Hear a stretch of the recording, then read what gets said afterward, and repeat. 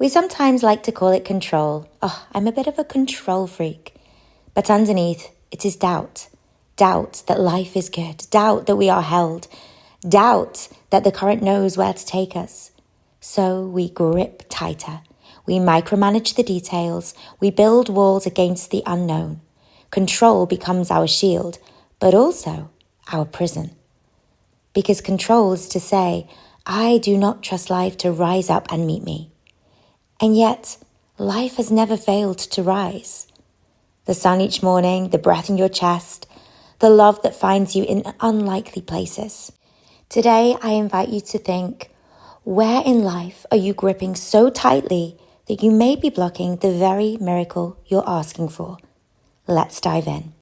Welcome to the She Leads podcast, a space that empowers women like you to build success in a way that feels authentic, energizing, and aligned with who you really are. In a world that tries to convince us that success means hustling harder and following everyone else's rules, we're here to rewrite the script. This is about success that feels nourishing, not depleting.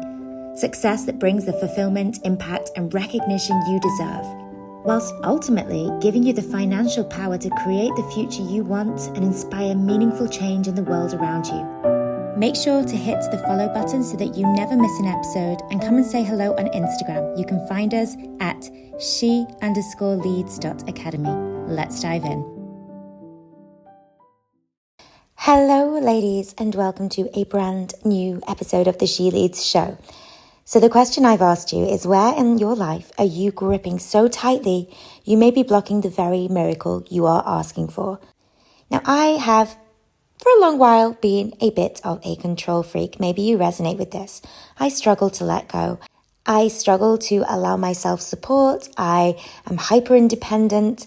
I very much struggled to trust others. And this has really impacted my relationships. It's impacted my work. And I think many women, especially successful women, ambitious women, really resonate with this. Now, we often think of control as discipline. It's responsibility. It's even our strength. And I think for women especially, control is praised. If, for example, we're able to control our emotions, control what we put in our bodies, control our image, control our career trajectories, society applauds women who have it all together, that are in control of their lives. But underneath, I think control is rarely empowerment. At its root, control is actually fear. Control is the nervous system's way of saying, I do not trust life to hold me, so I must hold everything myself. So let's say, for example, a woman let's say she's in a male-dominated industry. Now this woman, she prides herself on being hyper-prepared. She rehearses every word before speaking up in meetings. She stays late to perfect reports. She triple checks her work before sending it. To the outside world, this looks like excellence. But inside it's fear. If I don't control every detail, I won't be taken seriously. Maybe I won't be safe. Her nervous system doesn't trust that she belongs as she is, so control becomes her armor. We can also think about a woman in love, a woman who longs for intimacy but keeps her heart guarded. She edits her texts before sending them. She replays conversations in her head. She withholds her true feelings. And this appears like composure, but underneath it's fear. If I lose control and show my need, I might be abandoned. Her nervous system doesn't trust love to be safe, so control becomes protection. We can also think about the woman who micromanages her finances to the very last penny. She checks her accounts daily. She never feels safe spending. She resists delegating in her business. To others, she seems responsible, but inside it's fear. If I don't control every dollar, every penny, it could all disappear. Her nervous system doesn't trust in abundance, so control becomes survival. The way in which I see this play up online, especially, on social media, is how women control their image, curating how we show up online, every photo filtered, every caption carefully polished. And I see this a lot with female business owners who won't post unless everything looks perfect. And on the surface, it's professionalism, but underneath, it's if I let them see the real me, I'll be rejected. Her nervous system doesn't trust authenticity to be safe, so control becomes a mask. Now, at first, control feels like safety, but the hidden cost is freedom. Control, it contracts, it narrows what is possible, it squeezes out spontaneity, synchronicity, flow. Control, it blocks our intuition. It keeps life small and predictable when what we truly long for is to be big, to be alive.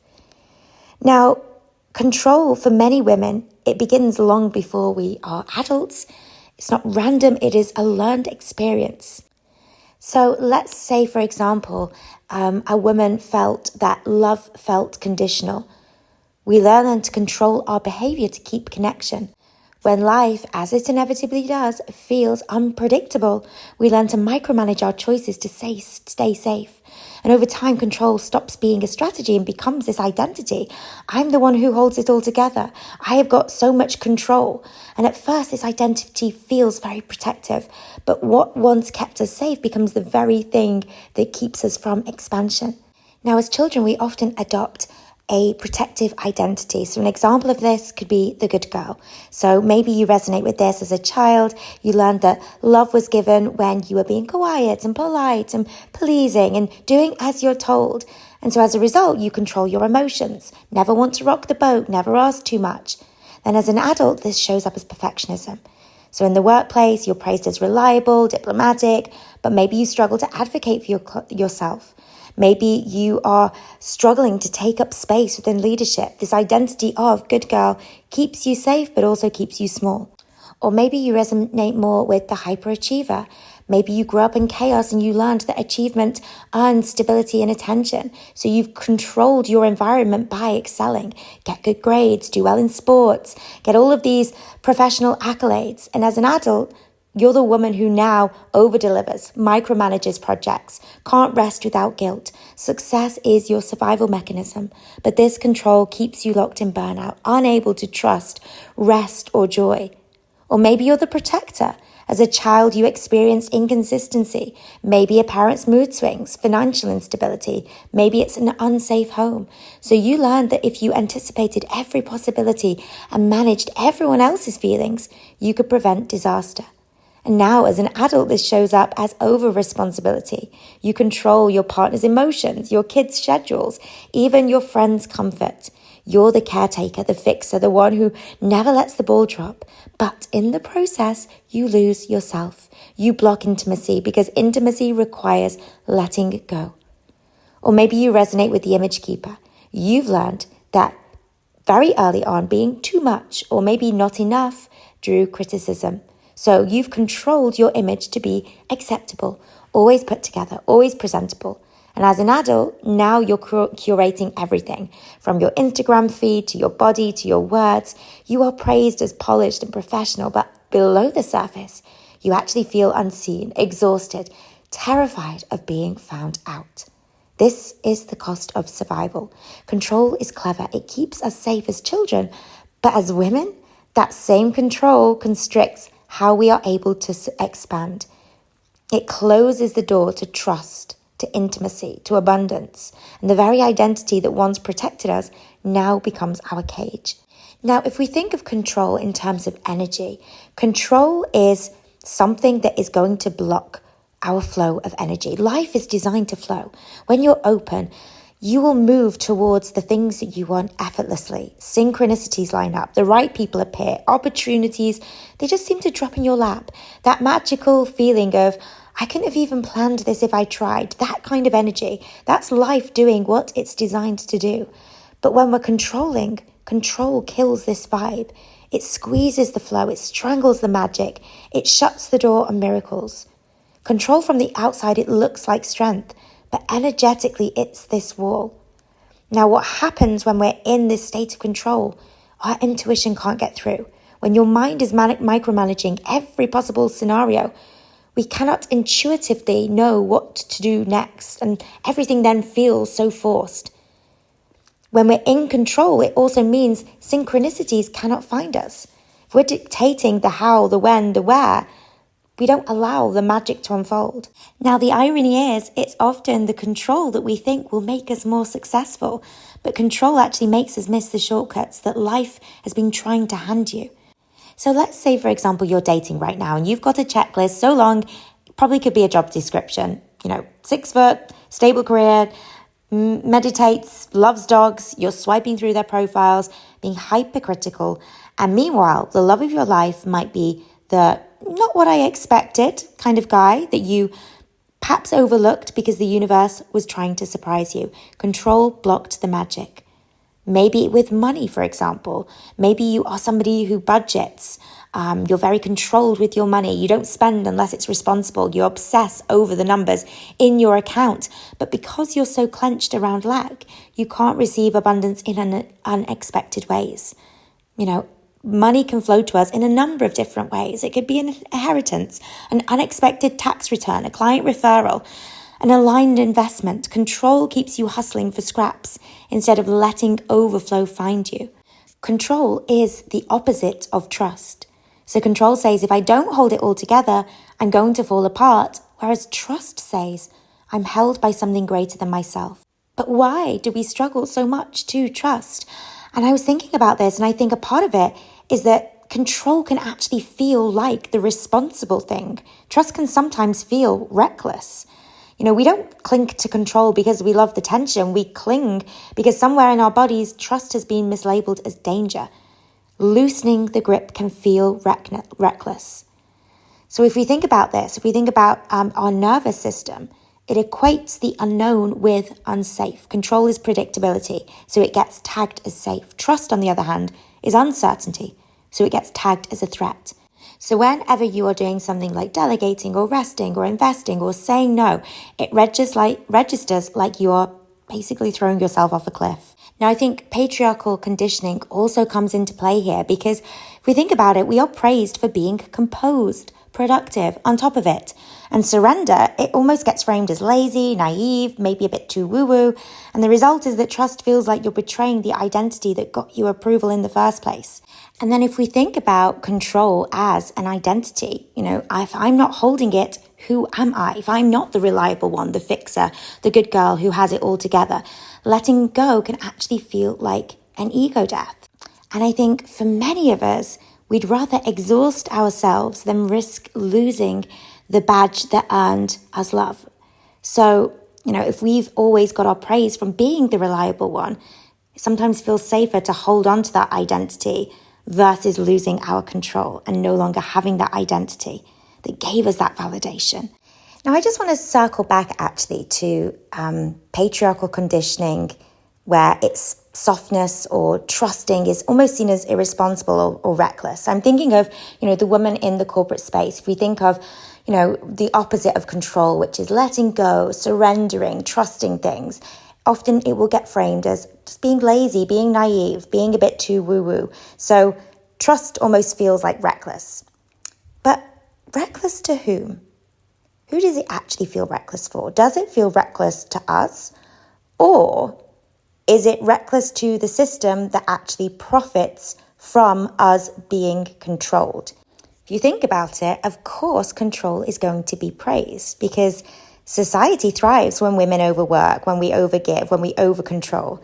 Our softness, our rest, our trust, they threaten a culture that profits from our hustle. And if we also think about it, if you've always been the one holding it together in your family, letting go can actually scare those who rely on your control.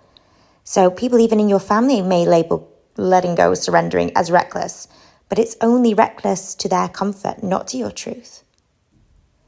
And it also might feel reckless as well to your old self. The part of you that learned safety through control is going to scream that surrender is danger. But we have to remember that that voice is outdated. We know better now. So I think the compass here is not, does this feel reckless? But does this feel like freedom? Does control feel like freedom? And I think when we're honest with ourselves, it rarely does. So control isn't free. It isn't freedom. But it must pay out in some ways, or else why would we cling to this control? So it does have a payoff. Sometimes the payoff is praise. You're the responsible one. You've got it all together. The identity earns the approval. But it's also costing you your authenticity. Control also is predictable. Let's face it. It's quite nice to kind of know how things are going to pan out. But it also shrinks your world so nothing surprises you anymore. And no surprises means no miracles. And I think also, if I think about it, control is also an excuse to avoid visibility. So if you're still working on it, if you're still perfecting, you never have to risk being seen, being judged, failing. Now, I think a great thing to do for me has been quite empowering is actually to name the payoff. Name what that payoff is of your control. Because then you can choose, do I still want this? Or is there maybe a better way to get this thing? Another empowering kind of reframe for me was also to ask myself, is this control preventing the miracle I'm paying for? Because, here's the paradox. You can pray for love, for abundance, for success. But if you're controlling how it must arrive, you're blocking the very thing that you want. So if you're saying you want love, but you have this very rigid type and you're then filtering out the person who could actually love you deeply. Maybe you're telling yourself you want success, you want a great big career, but your insistence on one path, maybe that's just getting the promotion. It blocks the side door opportunities that life is trying to hand you. If you've already decided the how, when, and where, you've left no door open for synchronicity to knock on it. Now, when I also think about my own experience with control, I think often I've mistaken adrenaline for alignment. Control often feels really good. So, for example, I'm a bit of a control freak when it comes to planning for trips. I love to over-plan everything. I probably spend as long planning a trip as I will the trip itself. And for me, that feels really good. I think back to, we did a big trip over the summer. We did a road trip through Portugal and the north of Spain. And I spent weeks, if not probably months actually, planning that trip. And I remember when it was finally planned, oh gosh, that felt so good to know that I had this really clear structure of where we were going to be, where we were staying, all of the activities that we were doing. It felt really good. But I've realized now that that's not actually alignment, it's adrenaline.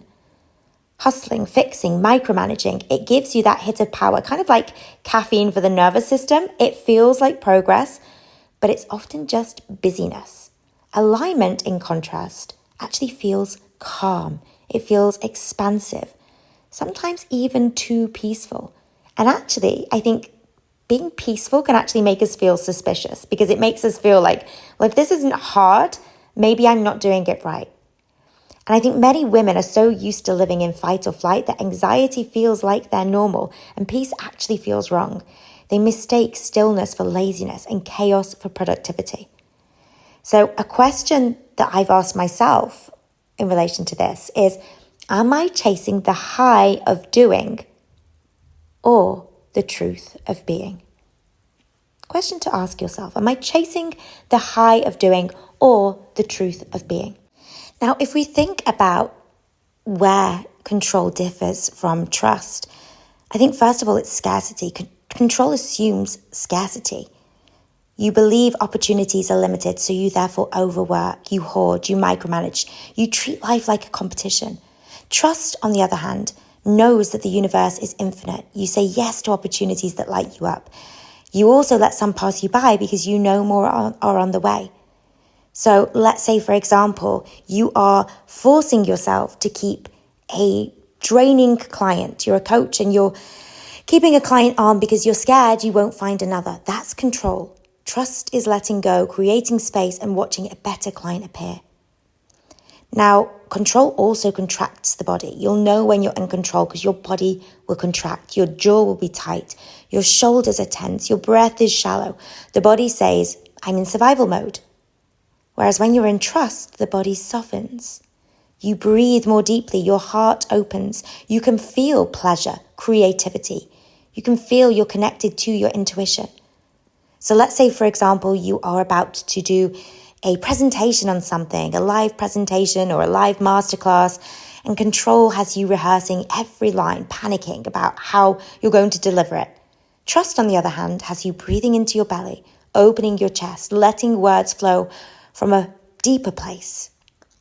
Control also looks for proof. Control says, I'll believe it when I see it. I need evidence before I take this step. But trust says, I will see it when I become it. You step forward in faith, in trust. And then what happens is reality rearranges itself to meet that level of trust. So let's say, for example, you want to be a writer. You want to write a book. But you're kind of hesitating from calling yourself an author until your book is actually published. That's control. Trust, on the other hand, is saying, I'm a writer now, I'm an author now. And then as you claim that identity, watching the opportunities to write appear in front of you. So control is not power. It's not keeping you safe, it's keeping you small. Trust is the portal to miracles. Now, this topic of control is something that's shown up a lot in my own life, but it's equally shown up in the lives of my clients, especially the clients I work with within the feminine leadership space, also women who are stepping into the coaching space. I think there's a lot of conversation to be had about, feminine leadership where, traditionally a woman's success has been modeled through this masculine lens of command and control, strategy, force. Women that are in the workplace are often told to adopt these same strategies. Control your team, control your emotions, control the outcome at all costs. But I think actually control is the opposite of feminine leadership. Feminine leadership thrives not on control, but on trust. Trust in yourself, trust in others, trust in the intelligence of life itself, trust in the universe. So if I think about the woman who takes on too much control, whether she's a business owner or in a career or she's a coach, control micromanages. But a feminine leader knows that creativity and brilliance emerge when people feel trusted, not when they're monitored. So if you think about maybe you're at a position where you're looking to bring on a team, or maybe you're already leading a team, you want to bring out the brilliance of that team. But creativity and brilliance emerge when people feel trusted, not monitored. A female CEO who is leading through control, whether she has a team or not, she might be obsessing over every task, trying to micromanage all of the details. She's drowning in emails. She's burning out. Success might come, but it's brittle and it's exhausting. But contrast this with a woman who is leading through her feminine, who is trusting her intuition in decision-making. She delegates with confidence. She creates space for her team's creativity. She doesn't force things. She magnetizes things. And the result is a culture that thrives, innovation flows, success that feels sustainable. Now, feminine leadership is not, I don't think, about losing control and letting chaos take over. Chaos isn't the opposite of control. Trust is. And trust means releasing the illusion that gripping tightly makes us powerful. True power comes from presence, trust, alignment, the courage to soften when maybe the world around you is telling you to harden. So feminine leadership is saying, I don't need to control everything to create an impact. I lead by trusting myself, trusting others, and trusting that life and the universe has a plan. Now, maybe you're somebody right now who is either in the coaching space or you're perhaps thinking about starting a coaching business. I see control and, growing a business very much intertwined. So maybe it's this obsession on strategy. I need to control how this is going to look. I need to know the step-by-step formula of what happens next. This very controlling way of showing up within business. Or maybe controlling how they show up online because, in their heads, they're thinking, well, this is going to make me seem more professional. But it just stifles creativity. It keeps you stuck in fear. So for female coaches, I see this often play out with how they create their content, spending hours perfecting, an Instagram caption rather than trusting their authentic voice. And that's often going to be the thing that magnetizes clients. Or maybe it's just overcomplicating their services, endlessly tweaking their packages or their niche or, just things on their website because they don't trust that they alone are enough. I see it as well show up in how they work with their clients, over-delivering in sessions, checking in obsessively, taking responsibility for a client's results, as if your control determines their growth. And again, it can feel like professionalism, but underneath it's the nervous system saying, if I don't hold it all together, this business is going to collapse. And ironically, it's probably going to collapse anyway if you're controlling so much that you exhaust yourself to the point of burnout. So control in business, it can feel like safety, but it becomes a bottleneck. The real growth is going to come when you lean into trust in your message, in your magnetism, in the intelligence of the universe to bring your work to the women who need it most. Feminine business isn't about building a machine. It's about embodying a frequency. And that frequency thrives in trust, not in control. Thank you so much for tuning in to this episode, ladies. I hope some of this landed or resonated with you today, and I will catch you on the next episode. If today's episode lit something up in you and you are ready to build a coaching business that not only changes lives but creates the income and freedom you deserve, then right now you can request a free trial of our She Leads Academy coach training. To get your free trial, just head over to Instagram and visit us at she_leads.academy.